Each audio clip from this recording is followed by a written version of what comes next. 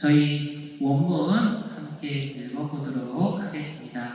그러므로 그리스도께서는 당신 자신 때문에 사랑받으실 공로가 있으시며 이는 신자에게서도 마찬가지입니다. 그는 비록 그리스도를 모르지만 자기 자신을 알기 때문입니다. 따라서 모든 신자가 자기 주님을 마음을 다하고 목숨을 다하고 힘을 다하여 사랑하지 않는다면 변명의 여지가 없습니다. 참고로 그 안에는 세계적으로 주어진 그리고 이성이 모를 수 없는 정의가 외치기를 그는 자기 그분께 비치고 있음을 모르지 않기에 자신 전체로 그분을 사랑해야 마땅하다고 합니다. 그러나 참으로 누구든지 자신의 즉 자유의지의 힘만으로 하느님께 일당받은 것들을 온전히 하느님의 뜻으로 전환시키기는 어려우며 아니 불가능합니다. 오히려 그것들을 자기 자신의 뜻으로 돌려 마치 자기 고유의 것이냐 간직하기가 더 쉽습니다. 성경에 기록된 바와 같습니다. 모두 자기 것만 찾습니다. 또한 인간의 마음은 어려서부터 악한 쪽으로 기울어져 있다고 하였습니다. 그래서 이제는 앞서서 하느님 은총에 보편적으로 이제 인식 가능하다라는 것에 대해서 살펴봤는데요. 이제 그로부터 도출되는 사랑의 의무와 그 사랑을 하는 의무를 실천하는 데 있어서 인간의 한계를 대조적으로 살펴보도록 하겠습니다. 그래서 첫 번째로 사랑해야만 하는 당위성입니다. 그래서 결론을 살펴보면 하느님께서는 당신 자신 때문에 사랑받으실 공로가 있으시며 이제 비신자는 비록 그리스도는 모르지만 자기 자신은 알기 때문에 변명의 여지가 없다라고 이야기를 합니다. 그래서 마음을 다하고 목숨을 다하고 힘을 다해서 사랑해야 한다라고 이야기를 하죠. 그래서 태생적으로 주어진 것과 이성이 모를 수 없는 인식을 바탕으로 자기 전체를 통해서 사랑해야 할 의무가 있다라고 이야기를 하는 거죠. 그래서 비유를 하자면 자녀는 엄마가 베푼 사랑을 알기에 사랑해야 합니다. 목숨을 걸고 자녀를 낳은 사랑을 자녀는 알기 때문에 사랑을 해야 하고요. 만일 그 사랑을 몰라도 사랑해야 합니다. 내가 살 수 있도록 먹이고 재우고 씻긴 사랑을 나 자신을 통해서 알기 때문에 사랑을 해야 되는 거죠. 이러저러 이유로 내가 울면 찾으면 내 품에 안아주는 엄마의 사랑을 알아서라도 사랑해야 함을 이야기하는데요. 마찬가지로 신자들은 하느님께서 베푸신 사랑을 알기에 사랑해야 합니다. 자병이 없는 내게 십자가상 순환과 죽음으로 당신 목숨마저 아끼지 않고 내어준 사랑을 알기에 사랑을 해야 되는데요. 비신자들은 자신에게 베풀어진 사랑을 알아서라도 하느님을 사랑해야 합니다. 왜냐하면 자기 자신에게 육체와 영혼 모두에 주어진 선물을 앞서서 살펴봤잖아요. 그래서 그 선물을 알아서라도 사랑을 해야 한다는 거죠. 그런데 그냥 사랑하는 것이 아니라 마음과 목숨과 힘을 다해서 사랑해야 한다. 왜? 의롭고 지극히 높고 전능하신 분이 마음과 목숨과 힘을 다해서 사랑이기 때문에 불경하고 비천하고 나는 마땅히 그렇게 해야 한다라는 거죠. 그래서 신자가 됐든 비신자가 됐든 하느님을 사랑해야만 한다라고 할 수 있습니다. 왜냐하면 우리는 하느님의 사랑을 알아서 사랑하는 거고요. 비신자는 이 하느님을 모르잖아요. 하느님을 모르는 대신 자신은 알고 있어요. 모든 인간은. 그렇기 때문에 자기에게 주어진 그 사랑을 알아서라도 사랑해야 한다. 그렇기 때문에 모든 인간은 하느님을 사랑해야만 한다라고 베르나르는 논증을 하고 있습니다. 그런데 우리 모두가 그렇게 하느님을 온 마음을 다해서, 온 힘을 다해서, 목숨을 다해서 사랑하고 있을까요? 그렇게 하지 못하죠. 그래서 한계가 있기 때문입니다. 벌써 넘어갔었네. 네. 자유의지의 힘만으로 받은 은총을 온전히 하느님 뜻으로 전환시키기가 어렵다라고 이야기를 하는데요. 심지어는 불가능하다라고까지 이야기를 합니다. 그래서 자기 중심성의 경향이 있기 때문에 마치 자기 고유의 것이냐 간직하기가 더 쉽다라고 이야기를 하는 거죠. 내게 주님으로부터 선물로 주어졌는데 선물로 주어진 것이 아니라 그냥 태생적으로 나에게서 발생한 것처럼 여기기가 더 쉽다라는 거죠. 그 근거를 성경에서 드는데요. 빌립비서 2장 21절의 말씀을 바탕으로 모두 자기 것만 찾습니다. 라고 이야기를 하고요. 창세기 8장 21절은 인간의 마음은 어려서부터 악한 쪽으로 기울어져 있다. 라고 이야기를 하기 때문에 우리 인간이 자기에게 주어진 자유의지로서 하느님을 사랑해야 되는데 그게 어려우면 때로는 불가능할 수도 있다라고 이야기를 합니다. 왜냐하면 원죄로 선단된 인간의 본성은 완전한 사랑에 도달하기가 어렵다라고 하는 거죠. 세상 모든 자녀는 원죄가 있습니다. 부모의 사랑에 대해 알아차리지 못하는 거죠.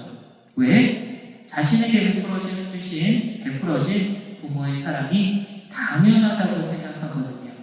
그리고 그것이 사랑이라고 생각조차 못합니다. 그래서 모든 법을 자기 자신에게 돌려요.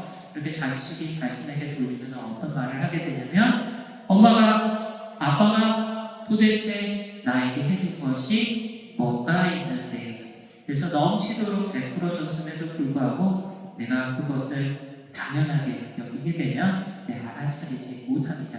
그런데 그 모든 게 사랑임을 언제 깨달을까요? 자기가 부모가 되었을 때 그게 당연한 줄 알았는데 당연한 게 아니었구나. 내가 해보니까 쉽지가 않아. 내가 받을 때는 너무나 당연했는데 그러면은 그때 이제 깨닫게 되고 그때 갚으려고 하는데요. 그때 갚으려고 하면은 갚을 시간이 없어요. 너무 늦을 때가 많습니다. 마찬가지로 인간에게는 자유의지와 지배 권능이 주어져 있어요. 이 두 가지가 왜 주어졌냐면요. 인간은 피조물을 지배하면서 내게 주어진 자유의지로 하느님을 사랑해야만 합니다. 그런데 원죄로 말미암아서 그 존엄이 손상이 된 거예요. 그 존엄이 손상이 돼서 어떤 결과가 벌어지냐?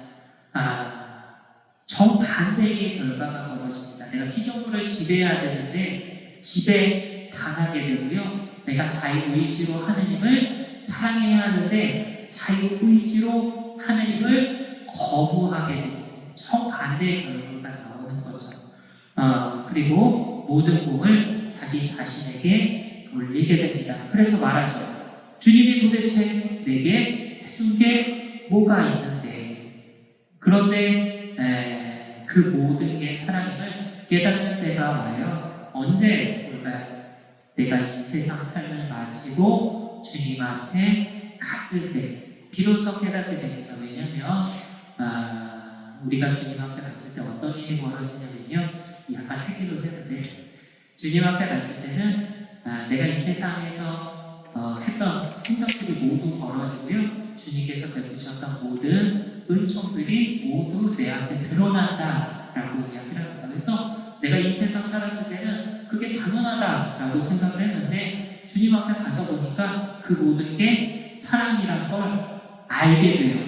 알게 되면은 어떻게 되냐? 내가 그분을 사랑하지 않을 수가 없는데 그러면 그때는 너무 늦다. 왜냐면 내가 이 세상 살면서 하느님을 사랑해야 하는데 그 사랑을 하도록 내게 시간이 주어졌는데 내가 그 시간을 헛되이 허비를 한 거예요. 헛되이 허비하고 이제 다 끝나서 거기 갔는데 그때 가서 주님을 사랑하려고 해도 할 수가 없다. 네, 더 이상 내가 볼 수 없는 때이기 때문이죠.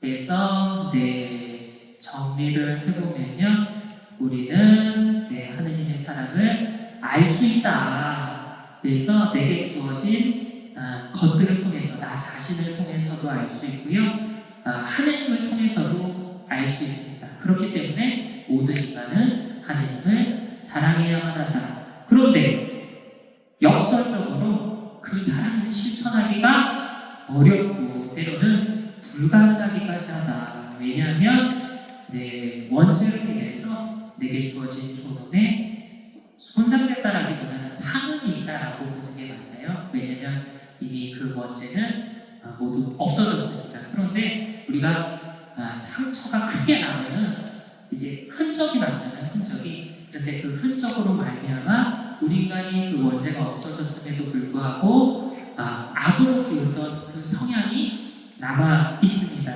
그래서 내가 하느님을 사랑해야 되는데 하느님을 사랑하지 않고 거부하는 상황이 발생하게 되는 거죠. 그래서 뭐가 필요하다? 주님의 은총이 반드시 필요하다.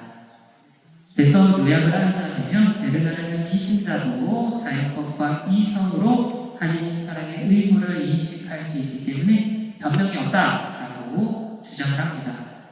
동시에 원죄로 손상된 인간 본성은 자유의지만으로는 이 의무를 완수할 수가 없다라는 역설적인 상황을 제시하죠.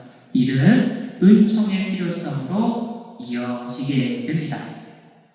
7항으로 저희가 넘어가도록 할게요. 그래서 앞에 6항까지는 서론입니다. 서론. 길게 오긴 했는데 서론이고, 앞부분은 우리가 앞으로의 내용을 이해하기 위한 이제 베이스 정도가 되고요. 지금부터가 본격적으로 본론으로 들어가고 가장 중요한 부분입니다. 사실 오늘이랑 아마 다음번 강의가 이제 조금 중요한 부분이긴 한데 함께 살펴보도록 할게요. 원문 함께 읽어볼게요. 이와 반대로 신실한 이는 예수님을, 그것도 십자가에 못 박히신 그분을 모시는 것이 얼마나 절대적으로 필요한 일인지 분명히 압니다. 그분 안에 있는 지식을 초월하는 사랑에 경탄하고 이를 희화하면서 이토록 위대한 사랑과 낮추심의 대가로 자신들의 극히 희소한 존재조차 갖지 못함을 부끄러워하기 때문입니다. 그러므로 자신이 더 많이 사랑받았음을 깨닫는 이가 더 쉽게 사랑하며 적게 받는 이는 적게 사랑합니다. 그래서 아까 장에서는 이제 요약을 했었는데 이제 신실한 이들이, 신앙이들이 그리스도의 사랑을 어떻게 인식하고 알고 응답하는지에 대해서 살펴보도록 하겠습니다. 그래서 첫 번째로 신앙인들이 인식하는 주님의 사랑을 살펴보면요, 신실한 이들은 십자가에 못 박히신 그리스도를 모시는 것이 단순히 선택하는 일이 아니라 절대적으로 필요한 일임을 압니다. 그래서 대조적으로 불신자들의 무지와 달리 신앙인들은 명확한 알을 가지고 있고요. 그 결과 십자가의 그리스도가 신앙의 중심이자 필수 요소가 된다라고 할 수 있어요. 그래서 신앙이라는 것, 하느님을 사랑한다는 것은요, 선택사항이 아니고요, 반드시 해야만 하는 일입니다. 그래서 왜냐하면은 우리는 십자가에 매달리신 그분의 사랑을 알고 있기 때문에. 비신자들은 자기 자신만 알고 있잖아요. 신앙인들은 하느님도 나도 알고 하느님도 알고 있기 때문에 하느님을 더 사랑해야 한다. 있다라고 이야기할 수 있죠. 그래서 갓난 아이는 자신에게 부모가 절대적으로 필요하다는 것을 알고 있습니다. 왜냐하면 부모가 없다면 살 수 없다는 것을 체험했기 때문이죠. 아이는 부모가 먹여주고 재워주고 씻겨주는 등의 사랑을 체험해요. 그 체험으로 부모가 자신에게 절대적으로 필요하다는 것을 압니다. 그래서 그 아는 것을 바탕으로 부모를 찾아서 발견하면 매달리게 되는 거죠. 마찬가지로 나도 주님이 절대적으로 필요하다는 것을 알고 있습니다. 왜? 십자가 위에서 당신을 내어주시는 구원을 체험이기 때문에. 그래서 누군가는 발견할지 몰라요. 나는 성경과 교회를 통해서 그 사실을 전해 들었을 뿐인데 내가 언제 그 구원을 체험했냐라고 반문하실 수 있는데 언제 체험하세요? 십자가 위에서의 구원을. 방금 복원하셨던 미사를 통해서 체험을 하신 거죠. 그래서 미사를 복원하면서 주님께서 당신을 내어주시는 구원을 체험합니다. 그 체험을 통해서 주님이 내게 절대적으로 필요하다는 것을 알아요. 그래서 그 아는 것을 바탕으로 나는 주님을 찾아서 발견해서 매달려야 합니다. 네, 가는 아이가 부모를 찾고 매달리는 것처럼 모든 신앙도 그러해야만 하는 거죠. 다음으로 그 사랑을 인식할 때 우리가 어떻게 가능하게 되냐에 대해서 살펴볼게요. 그래서 지식을 초월하는 사랑을 우리가 알게 되면 이제 경탄하게 되고요, 껴안게 된다라고 이야기를 합니다. 그래서 두 가지 먼저 반응이 발생하게 되는데요. 인간의 이성으로 완전히 이해할 수 없는 그 신적 사랑은 우리가 티끌만큼이라도 알게 되면요, 경탄하고 껴안게 된다라고 할 수가 있는 거죠. 그래서 덕이라는 것은 주님을 찾고 매달린다고 이야기를 했잖아요. 그래서 내가 그 사랑을 알면요, 노력해서 그렇게 하는 것이 아니고 자동으로 그렇게 반응하게 되어 있다고 할 수 있습니다. 유튜브에서 군인이 오랜 파병 생활을 마치고 몰래 사랑하는 사람을 찾아온 영상 모음을 본 적이 있어요. 그 모음의 영상에 공통점이 있는데 뭘까요? 그 군인을 만난 사람이 그 군인을 만나자마자 어떻게 반응하냐면요, 바로 껴안습니다. 바로 껴안아요. 그래서 어떤 경우에는 그냥 올라타기도 하는데, 그러니까 예상치 못한 상황이잖아요. 예상치 못한 상황에서 내가 사랑하는 사람을 만나게 되면은 끌어안게 됩니다. 포옹을 하게 되는 거죠. 그래서 꼭 그렇지만 않아도 내가 사랑하는 사람을 만나게 되면요, 나도 모르게 자동으로 끌어안게 되어 있습니다. 그래서 아까도 이렇게 한 자매님이 복사하고 이렇게 집에 가는 친구 이렇게 껴안아 주시더라고요. 그래서 내가 사랑하게 되면 나도 모르게 이렇게 껴안게 되는 거죠. 마찬가지로 나도 그분의 사랑을 체험하면 나는 그분을 끌어안지 않을 도리가 없습니다. 나도 그 사랑에 경탄하면서 껴안게 돼요. 노력하지 않아도, 애쓰지 않아도, 의식하지 않아도 반사적으로 그렇게 하게 되어 있습니다. 그렇게 경탄하면서 내가 껴안는 행동이, 일이 뭘까요? 기도입니다.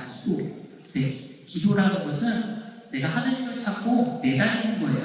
근데 그게 내가 노력해서 하는 게 아니고요. 기도는 내가 그분의 사랑을 체험하게 되면 반사적으로, 저절로 나오게 되어 있다. 그래서 그렇게 내가 경탄하면서 그분을 끌어안게 되는데 역설적인 감정이 올라오게 됩니다.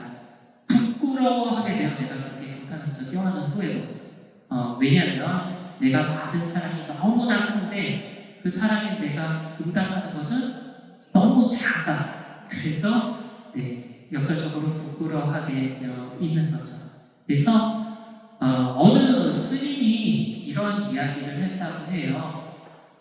이제 어머니에게 아마 어머니가 이제 돌아가실 때쯤이었던 것 같아요. 저 정확히는 모르겠는데, 근데 이제 스님이 이런 엄마에게 이런 얘기를 했다고 합니다. 다음 생에는 엄마의 엄마로 태어날게. 그래서 스님은 자신이 엄마로부터 사랑받은 사랑이 너무나 큰데 그 사랑을 자녀로서 갚을 길이 없었음을 알았던 거죠. 그래서 부모는 자녀를 낳아 기르면서 무조건적인 사랑을 베풉니다. 자녀는 그 사랑을 갚을 길이 있을까요? 똑같이 갚을 길이 없어요. 자녀는 엄마를 낳아줄 수도 없고 존재를 만들어줄 수도 없고 그 자녀를 이제 길러줄 수도 없거든요. 그래서 스님이 얘기해요. 다음 생에는 엄마의 엄마로 태어나겠다고. 그래서 엄마로 태어나서 자기가 받은 사랑을 똑같이 되갚고 싶다라고 이야기를 했던 거죠.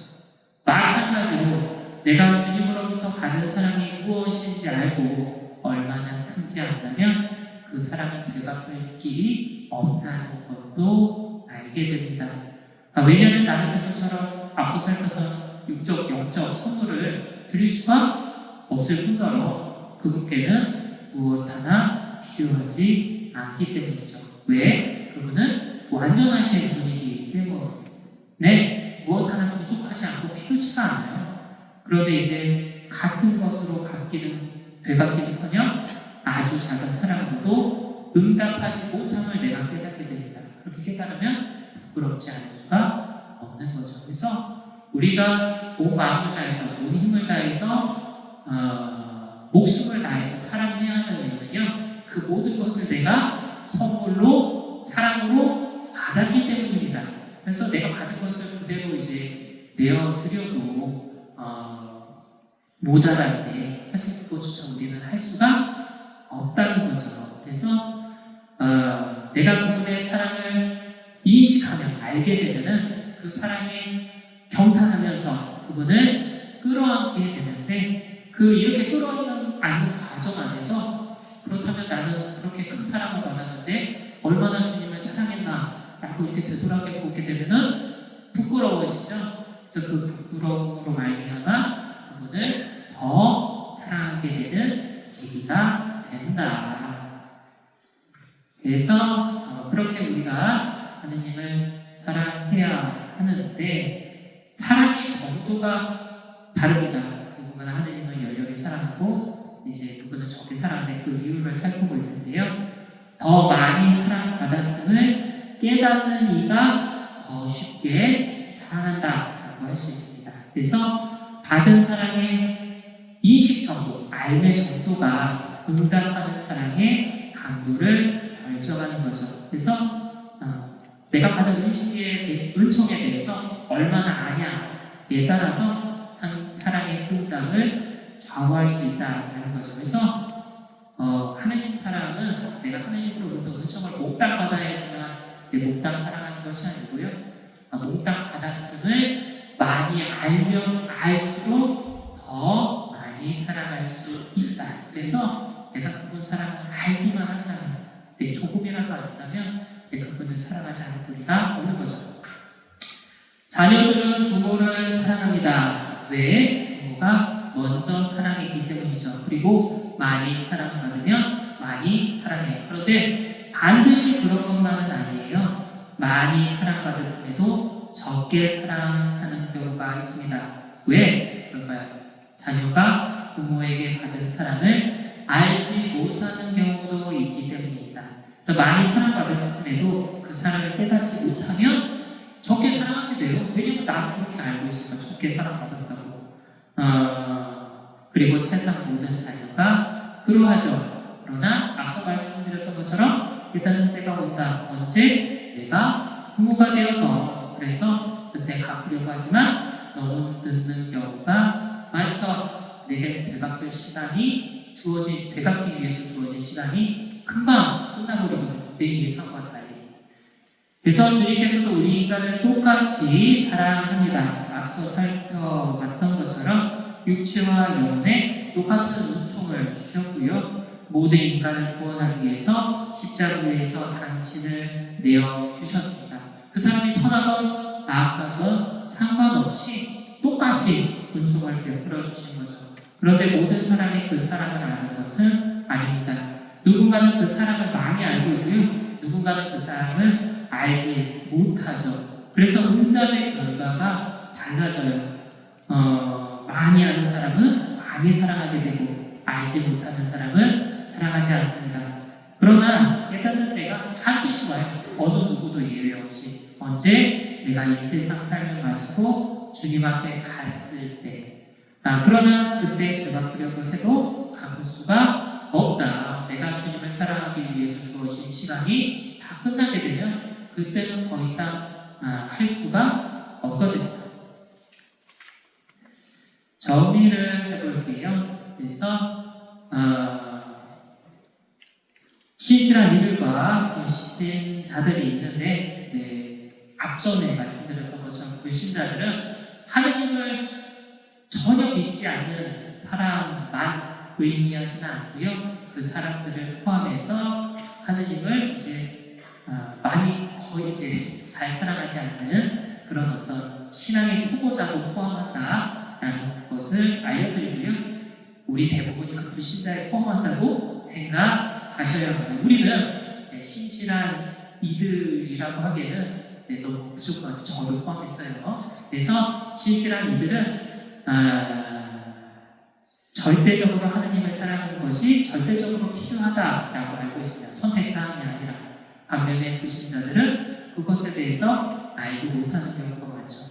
그리고 하느님에 대해서는 십자가에 못 박히신 그분으로 알고 있고요. 불신자들은 그분 또한 알지 못하죠. 그래서 신실한 이들은 그 사랑을 알기 때문에 경탄하고요. 그 경탄으로 말미암아 주님을 찾아서 매달리게 되고 호응하게 되고 그 호응하는 순간 부끄러워하게 됩니다. 그분의 그 큰 사랑에 비해서 내 사랑이 너무나 작다는 것을 깨닫기 때문이죠. 근데 불신자들은요 아무런 반응이 없어요. 그들이 사랑을 받지 못했기 때문이 아닙니다. 사랑을 받았다는 사실을 알지 못했기 때문이죠. 그 무지로 말미암아 아무런 반응도 하지 않게 되는 거죠. 그래서 사랑의 응답은 많은 은총을 받아서 많이 사랑하는 것이 아니고요. 많이 은총받은 것을 얼마나 아느냐에 따라서 사랑의 정도가 달라진다. 그래서 내가 하나님을 사랑하는 것은 내게 주어진 사랑을 알기만 하면 된다. 내가 그분을 사랑하지 않는 이유는, 덜 사랑하는 이유는 그 사랑을 제대로 알지 못하기 때문인 거죠.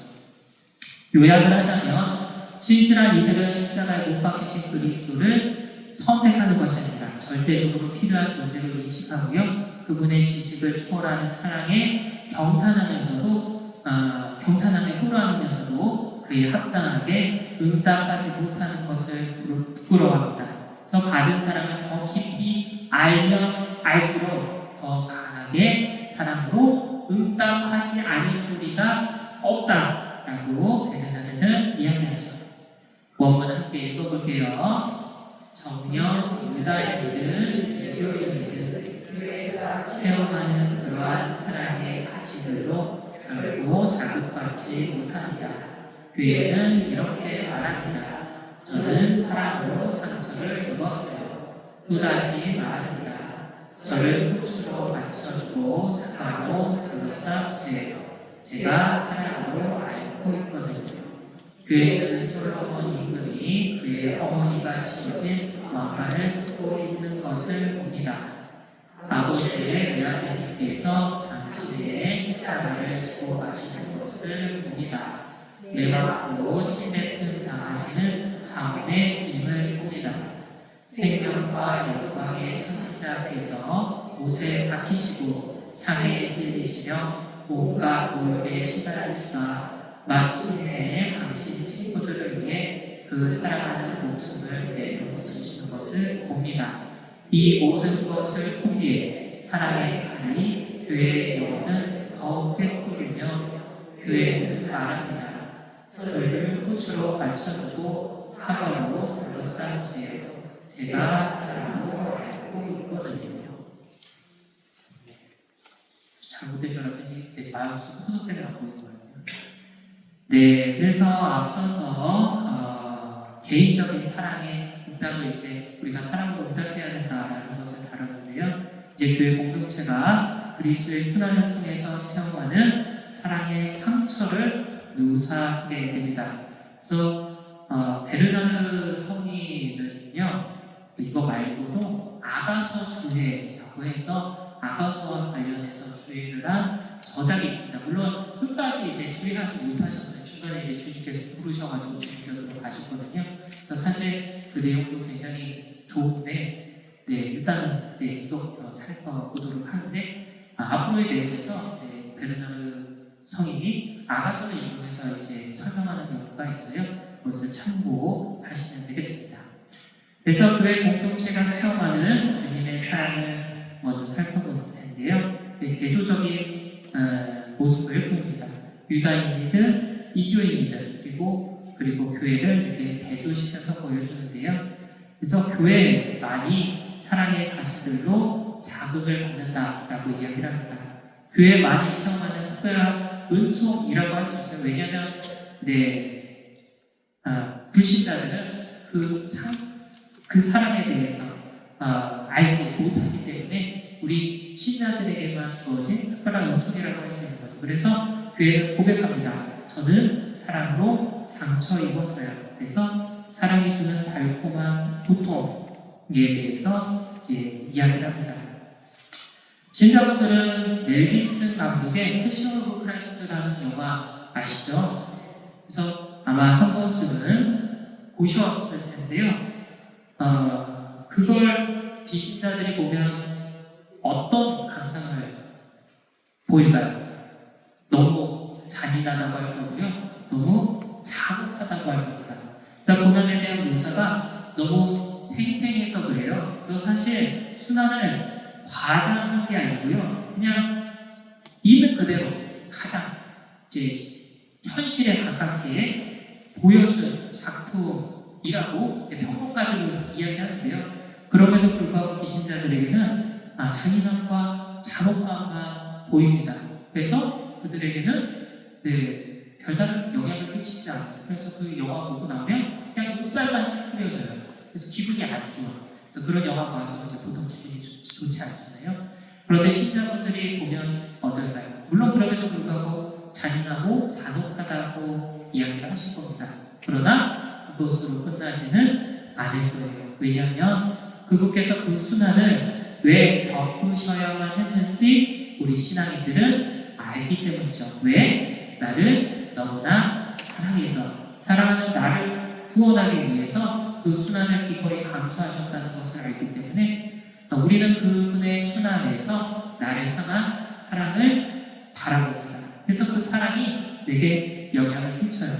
그래서 아까 살펴봤던 것처럼 비신자는 그냥 눈살만 찌푸리고 그냥 말 것을 나는 그 사랑에 경탄하게 되고 그 경탄으로 말미암아 주님을 찾고 매달려서 그 작은 사랑에 부끄러워하는 과정으로 나아가게 되는 거죠.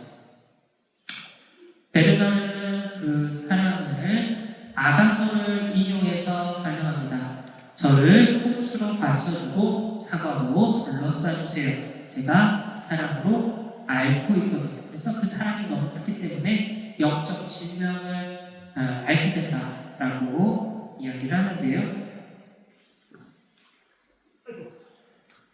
그래서 사랑으로 누군가를 사랑하는 게 어떻게 이제 병에 걸리냐라고 할 수 있는데 신자분들은 상사병이란 말을 들어보셨나요? 상사병.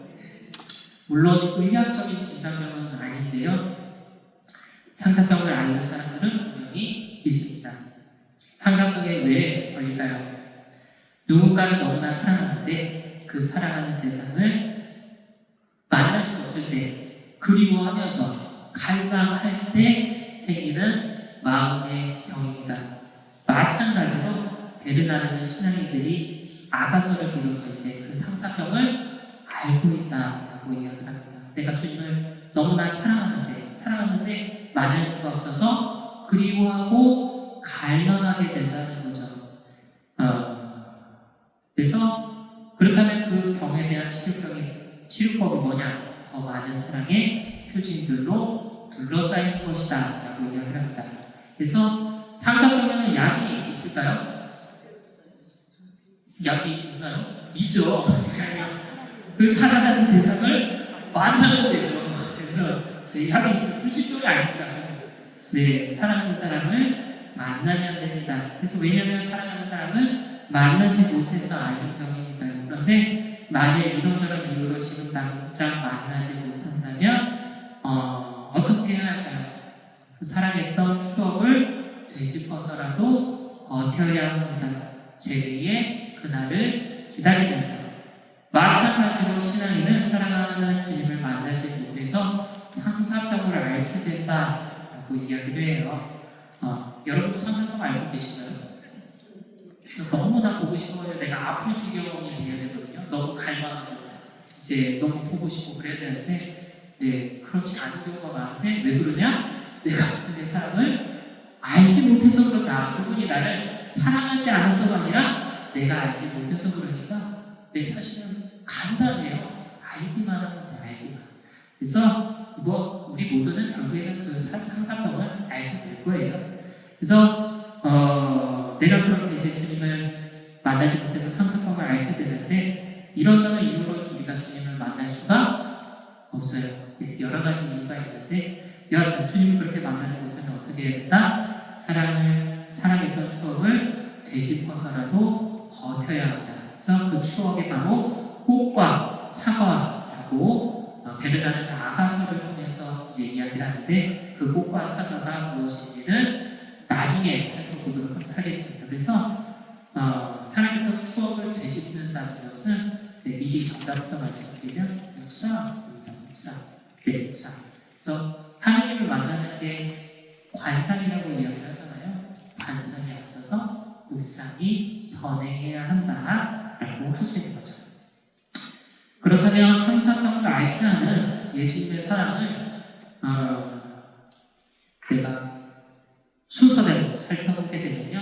첫 번째 장면은 솔로몬이 어머니에게 치러진 왕관의 첫 번째 장면이고요. 두 번째는 아버지의 아버님께서 당신의 십자가를 짊어지고 가시고 세 번째는 매맞고 침뱉음 당하시는 장로의 주님을 보고 마지막으로는 생명과 영광의 창시자가 죽음을 맞이하는 것을 보게 됩니다.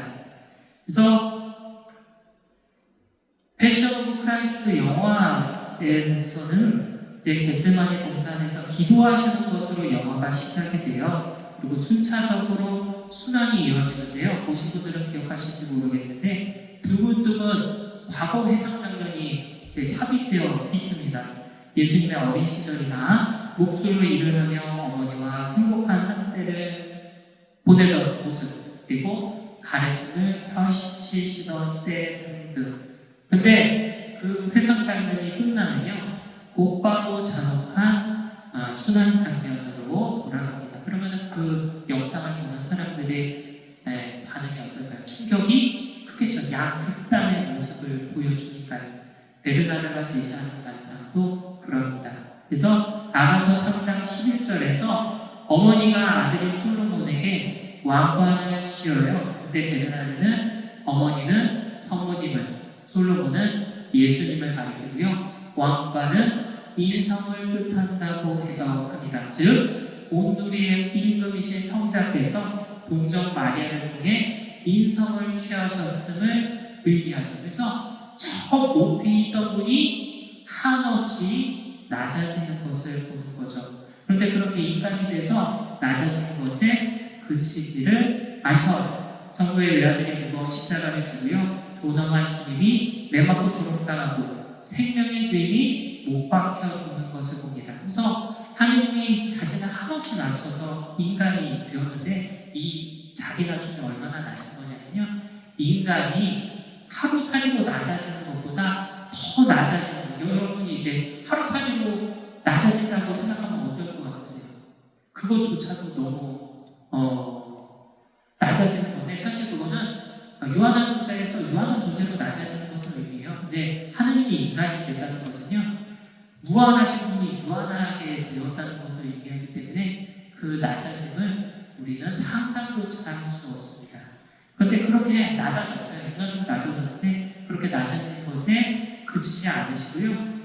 죄인이나 짊어지는 하느님이 죄인이나 짊어지는 십자가를 짊어지고요.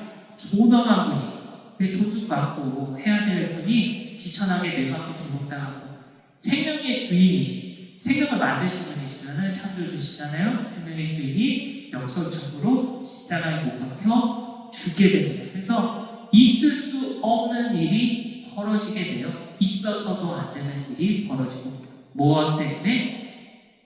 나를 사랑해서 우리라고 생각하지 마시고요.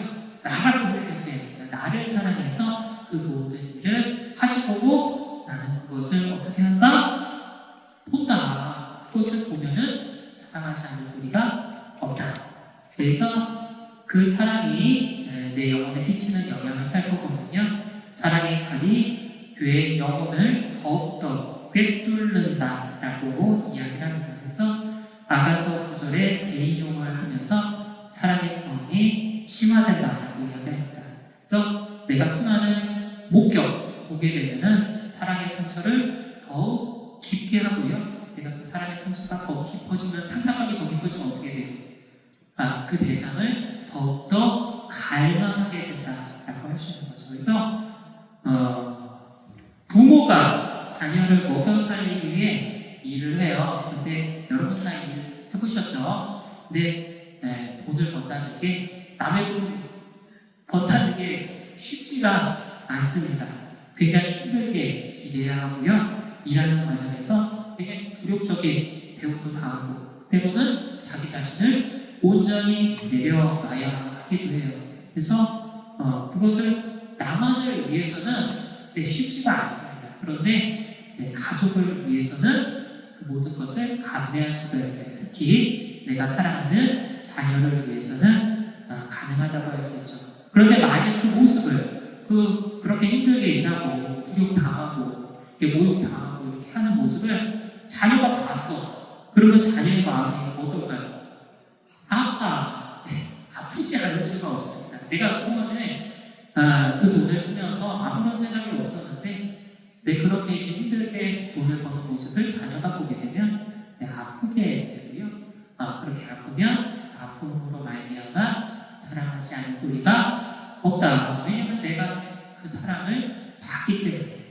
마찬가지로 내가 주님의 순환을 있는 그대로 보기만 한다면 나를 향한 사랑 때문에 감내해야 했던 그 자기 낮춤과 자기 비움을 조금이라도 알게 된다면 그 사랑이 칼이 되어서 내 영혼을 꿰뚫게 됩니다.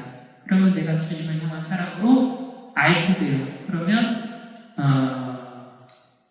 주님을 찾고 내다니지 않을 수가 없다. 그래서 그렇게 나를 향한 주님의 사랑을 내가 바라보면 내 사랑의 칼로 꿰뚫린다고 말씀드렸잖아요. 그 사랑을 보는 기도가 뭘까요? 십자가의 길이죠. 그래서 십자가의 길은 주님의 순환과 죽음을 보는 게 아닙니다. 나를 향한 사랑을 보는 거죠. 그 순환과 죽음마저 감수해야 하는 사랑을 보는 거예요. 그래서 그렇게 사랑을 볼 때 그 사랑의 칼로 영원히 꿰뚫리게 되고 꿰뚫리면 사랑하지 않을 도리가 없다. 사랑으로 알게 되기 때문에. 그래서 물론 이제 이것도 좀 약간 살짝 공부하시는데 십자가의 일을 할 때요. 묵상하시는 것도 한 가지 방법이긴 해요. 이런저런 주님 마음이 어땠을까 그런 걸 이렇게 생각하는 것도 좋긴 한데 본질적으로 기도는 바라보는 것입니다. 그래서 그분의 순환과 죽음을 그냥 있는 그대로 내가 생각하지 않고 바라보는 것도 필요해요. 왜냐면 내가 이런저런 생각을 하잖아요. 그러면 내가 그 사랑을 보는 게 아니고요. 내가 떠올린 생각을 바라보게 됩니다. 그러면은 물론 그 또한 더 다음으로 넘어가는 이제 계기가 될 수도 있긴 하지만 결국에 묵상은 관상을 향해 나아가기 때문에 그냥 있는 그대로 바라보시면 돼요. 바라보면 그 사람이 영혼을 꿰뚫게 되어 있기 때문에 십자가의 일 같은 거 하실 때에는 그냥 그 주님의 순환을 떠올려 보고 바라보시면 좋을 것 같아요. 바라보라고 네, 저렇게 그려져 있어요. 그림이. 그래서 그렇게 바라보면서 기도하게 되면 어떻게 된다? 주님을 사랑하지 않을 도리가 없다. 상사병을 알게 된다. 그래서 네, 살펴보면 솔로몬의 왕관부터 십자가를 지고 가시고 내방고 침대 분다하고 못 박히고 창에 찔리는 찔리고 마지막으로는 목숨을 내어놓는 것을 우리는 보게 됩니다. 보면 알게 되면 사랑하게 된다. 그래서 내가 주님을 더 많이 사랑하려면 어떻게 된다? 더 많이 보려고 애써야 합니다. 내가 보는 만큼 알 수 있기 때문이죠. 요약하겠습니다. 교회는 유다인이나 유교도와 달리 그리스도의 순환을 목격하며 사랑의 가시로 자극받고 사랑으로 상처받습니다. 가시관부터 십자가의 죽음까지 점층적으로 깊어지는 순환을 목격하며 교회의 영혼은 사랑의 간에 더 깊이 뚫린다라고 할 수 있죠. 그래서 내가 기도 열심히 하면 더 많이 사랑할 수 있다. 함께 읽어볼게요. 이 사과들은 참으로 성령으로서 신부가 여인의 동산에 들어가 신부가 돼서 나는 것들입니다. 그 맛은 하늘의 빵에서 그 빛깔은 그리스도의 피에서 가져온 것입니다. 그 다음 죽음이 죽고 죽음의 선지자가 패배한 것을 봅니다. 사로잡던 이들이 저승에서 땅으로 땅에서 하늘로 흘려가는 것을 봅니다. 그리하여 예수님의 이름 앞에 하늘과 땅 위와 땅 아래에 있는 모든 것이 무릎을 꿇게 하려는 것입니다. 옛 저주 아래에 가시와 엉겅퀴를 내던 땅이 새로운 축복의 은총으로 새로워져 다시 꽃피웠음을 깨닫습니다. 그리고 이 모든 것 안에서 제 육신이 다시 태어나 제 마음가에 누구를 찬송하리라 하는 구원을 기억하며 십자가 나무에서 얻은 순환의 사과들로 생기롭고 부활의 꽃들로 망가를 관망하니 그 꽃들의 향기는 특히 신랑을 더욱 자주 자신에게 찾아오도록 주대할 것이다. 그래서 앞서 교회의 사랑의 상처를 묘사한 후에 이제 그리스도의 순환과 부활이 가져온 구원의 열매들을 제시합니다. 그래서 순환과 부활이 도대체 나에게 무슨 영향을 끼치는지 살펴볼 텐데요.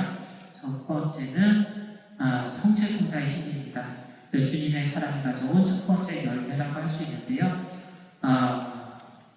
앞서 이야기한 사과는 성체를 뜻한다고 보시면 되는데 그것은 생명나무에서 따는 열매인 거죠. 그래서 이중적인 속성을 지니게 되는데요. 맛은 하늘의 빵에서라고 이야기를 하면서 그리스도의 몸을 의미했고 빛깔은 그리스도의 피에서라고 하면서 그리스도의 피를 이야기합니다. 그래서 순환의 열매가 성체 성사 안에서 현존한다라고 할 수 있는 것에서 아담이 선악과를 따먹어서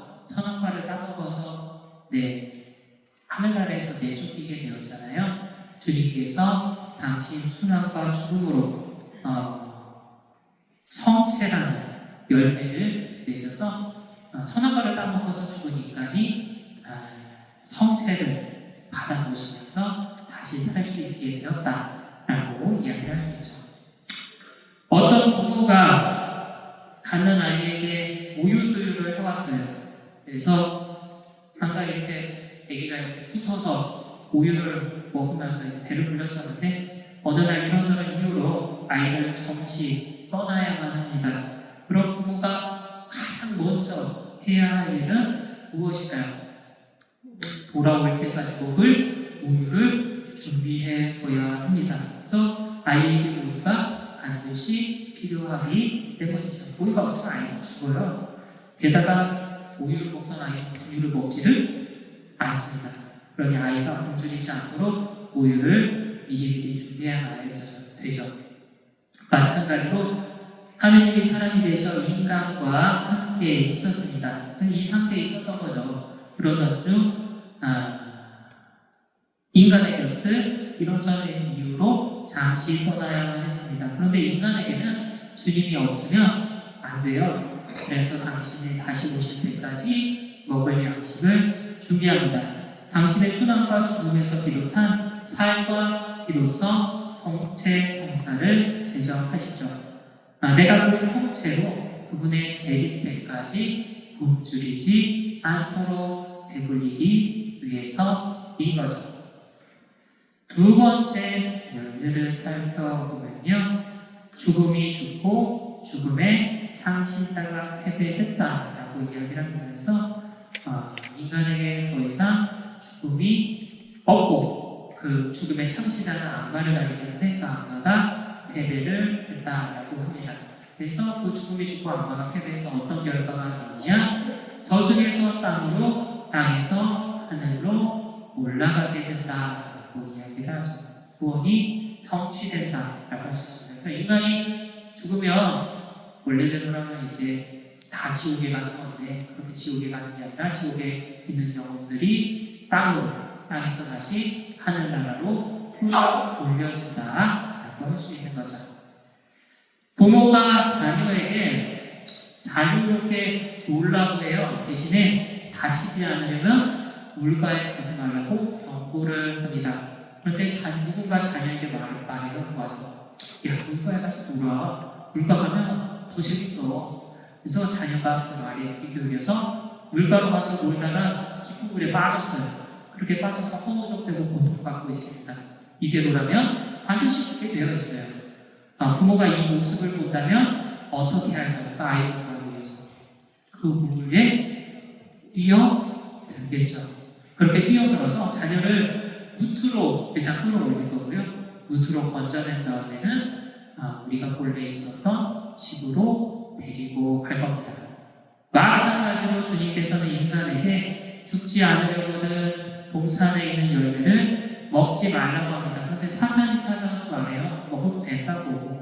먹으면 하느님처럼 될 거라고. 인간은 그 말에 기울여서 열매를 따먹고 그 결과 하늘에서 세상으로 빠지게 됩니다. 하늘나라에서는 고통도 죽음도 없었는데 이 세상으로 떨어지게 되면서 고통이 찾아오고 죽음이 찾아오게 된 거죠. 그렇게 세상에 빠져서 고통 속에 허우적대고 있었습니다. 이대로라면 영원히 죽을 게 뻔해요. 주님께서 이 모습을 봤습니다. 그래서 어떻게 하셨다? 세상에 뛰어드셨다. 세상에서 빠졌던 나를 구하기 위해서 세상에 오셔야만 했거든요. 세상에 뛰어들어서 인간을 무트로 건져내시고요.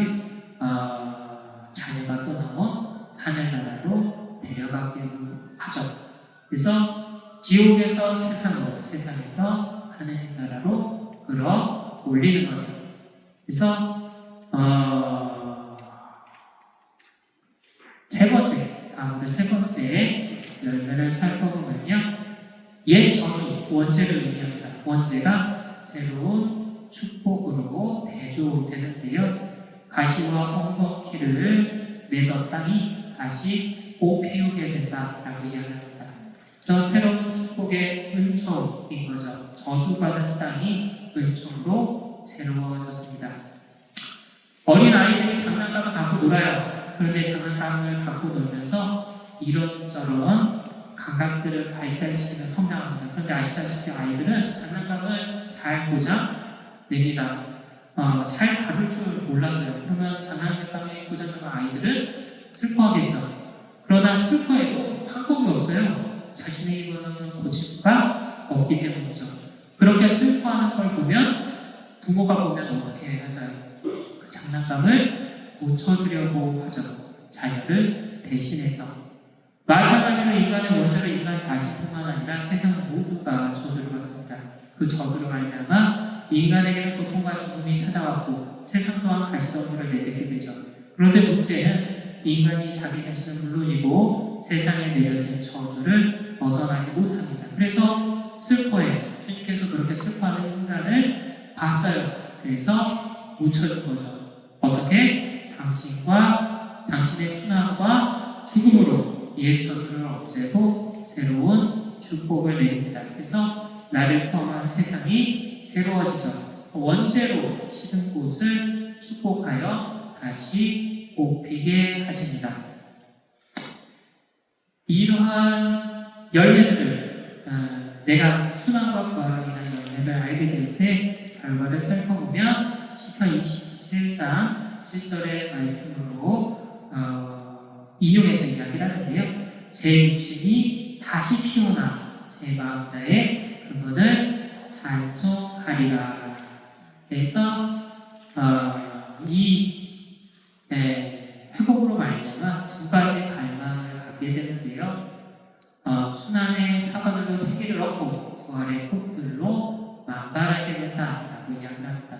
그래서 쉽게 이야기하자면요, 순환을 묵상하고요, 부활을 묵상하게 되는데요. 그렇게 내가 순환과 부활을 묵상하게 되면 신랑 하느님을 더 자주 내게 찾아오도록 초대한다라고 할 수 있습니다. 그래서 그렇게 초대했을 때 하느님과의 일치를 더욱 깊어지게 할 수 있다는 거죠. 부모가 자녀를 양육하기 위해서 일을 합니다. 굉장히 힘들게 일하고요. 일하는 과정에서 굴욕적인 일도 당하고 때로는 자신을 완전히 내려놓기도 합니다. 자녀가 그 순환과 고통을 보고 알고 그 순환 고통 이면에 있는 사람도 보고 알아요. 그런데 그 사람으로 인해 자신을 위해 식사에 오시며 집 등의 열매를 보고도 알게 됩니다. 그렇다면 그 결과 어떻게 될까요? 주님을 사랑하지 않는 우리가 얻게 됩니다. 마찬가지로 주님께서 나를 살리기 위해 모진 순환과 죽음을 감수하고 내가 그 순환과 죽음을 보고 알고 그 순환과 죽음 이면에 있는 사람도 보고 합니다. 그런데 그 순환과 죽음으로 내가 누리게 된 부활의 열매도 알게 돼요. 그 결과 우리는 주님을 사랑하지 않는 우리가 없다. 네. 요약하자면요, 그리스도의 순환은 성체 성사의 신기로 교회에 주어지고요, 그분의 부활은 죽음을 정복하여 만물을 하늘로 끌어 올립니다. 그리고 저주받은 창조계 나를 포함해서요, 은총으로 새로워지며 교회는 순환과 부활의 열매를 통해서 하느님과의 일치를 더욱 갈망하게 된다라고 할 수 있는 거죠. 그래서 나를 이만큼 사랑했고 그 사랑으로 인해서 내가 누리는 게 너무 많다 보니까 그것으로 인해서 그분을 사랑하지 않는 우리가 없다. 어린 자녀가 부모로부터 받은 것을 알게 되면 사랑하지 않는 우리가 없는 것이다. 네, 함께 읽어볼게요. 마침내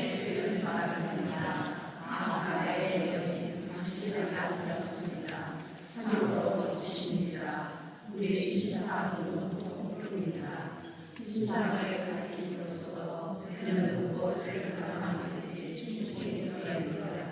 그리고 신사함을 가리킴으로 있어서 자신이 가망하는 바를 어디서 얻으리라 여기는지 충분히 나타납니다.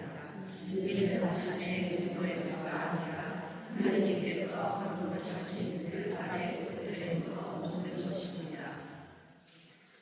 그래서 막달락에서 교회의 사랑에 대해서 살펴본 후에요, 그 사랑이 그렇다면 도대체 어디에서 이루어지는지 이제 나라볼 겁니다.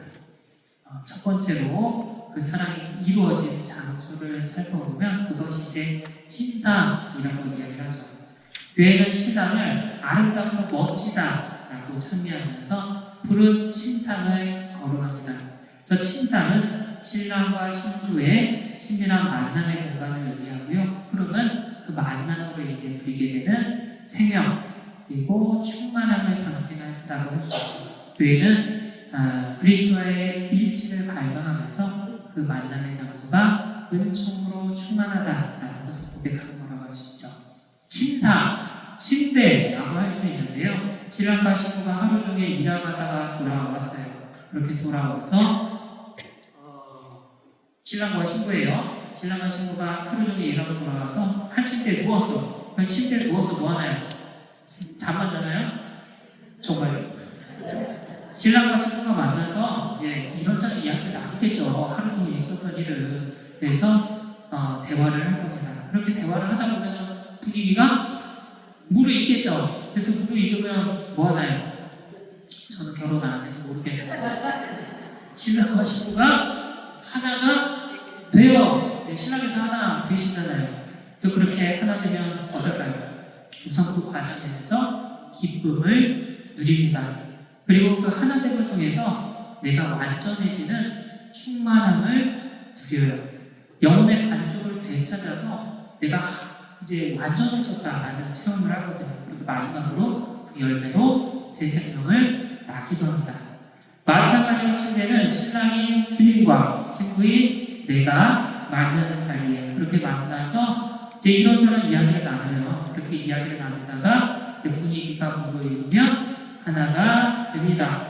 그 장소가 어디냐? 바로 마음이다. 그래서 베르나르가 말하는 덕이 이루어지는 장소입니다. 거기 뭐라고요? 하느님을 찾고 매달리는 것인데 내 영이 주님의 영을 찾고 그렇게 찾다가 발견해서 매달려 하나 되는 거죠. 그 장소가 바로 어디다? 마음이다. 내 마음 안에서 그 과정이 이루어지는 거죠. 그래서 그렇게 마음 안에서 내가 그분을 찾고 매달려 하나가 되면 어디다? 기쁨을 누린다. 그리고 내가 주님과 하나 됨으로써 완전해지는 충만함을 누리는 거죠. 그래서 영혼의 반전을 되찾았기 때문입니다. 내가 원죄로 말미암아 잃어버렸던 하나님을 그 마음 안에서 되찾아서 도로 하나가 되기 때문에 그것은 내게 기쁨일 수밖에 없고 충만함일 수밖에 없습니다. 내가 느끼는 그 결핍이 채워지기 때문이죠. 마지막으로 그렇게 하나 되었을 때 내 열매가 뭐다? 영원한 생명이다. 그래서 그렇게 신앙에서 내 마음 안에서 하나님과 하나 되는 일치가 이루어진다고 할 수 있는데요. 그렇다면 그 공로가 어디 있냐라고 살펴보면요. 그 공로는 내게 있는 것이 아니고요. 하느님께서 강복하신 들판의 옷들에게 있다라고 아가서를 빌어서 이야기를 합니다.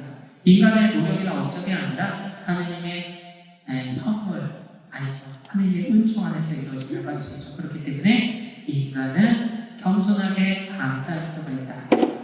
어느 부부가 있었습니다. 그런데 신부가 신랑을 근거 없이 믿지 못해서 신랑의 집에서 뛰쳐나오게 돼요. 그런데 이제 집을 떠나는 고생이라고 해서 그 순간부터 고생을 하게 됩니다. 그래서 뒤늦게 돌아가고 싶은데 이런저런 이유로 돌아갈 수가 없어요. 신부가 하는 거라고 슬피 우는 것뿐인데 신랑이 그 울음소리를 듣고 신부로 만나러 옵니다. 신부가 신랑을 만나러 가지 못하니까 이제 신랑이 신부를 만나러 온 거죠. 그리고 신부가 자신을 다시 믿을 수 있도록 사랑할 수 있도록 당신의 사랑을 보여주죠. 말로만 보여주는 게 아니라 자신의 목숨마저 기꺼이 내어주면서 사랑을 보여줍니다. 신부는 그 사랑을 보고 알아요. 비로소 신랑을 찾고 매달려서 다시 하나가 될 수 있습니다. 그렇게 하나 되는 공로가 누구에게 있을까요? 신부에게 있을까요? 신랑에게 있을까요?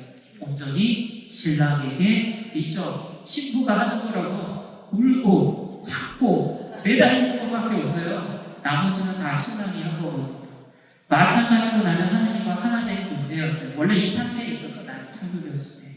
그런데 내가 주님을 믿지 못해 스스로 떨어져 나가서 그래서 하느님 나라에서 이 세상으로 추락하게 돼요. 그 순간부터 고통과 죽음을 겪게 됩니다. 그래서 뒤늦게 내가 하느님 나라에 돌아가고 싶은데 돌아갈 수가 없죠. 내가 할 수 있는 거라고 고통 속에서 죽음의 두려움 속에서 우는 것뿐이죠. 주님께서 그 울음소리를 듣고 나를 만나러 옵니다. 그리고 내가 주님을 다시 믿을 수 있도록 다시 사랑할 수 있도록 사랑을 보여줘요. 십자가 위에서 당신 목숨을 내어주면서 보여준 거죠. 그래서 나는 그 사랑을 보고서 압니다. 그냥 아는 게 아니라 말하지 않아도 아는 게 아니라 보고서 알아요. 그래서 보고서 주님을 찾고 매달려서 다시가 하나가 되는데 그렇다면 그 하나 되는 공부가 어디에 있다? 오로지 주님에게 있다. 내가 한 곳이라고는 고통 속에서 울면서 찾고 매달린 것밖에 없으니까요. 그래서 가난한 아이가 울고 부모 찾고 매달리는 것밖에 못하는 것처럼 나도 마찬가지라는 거죠. 근데 그것만 하면 돼요. 나머지는 다 주님이 하시거든요.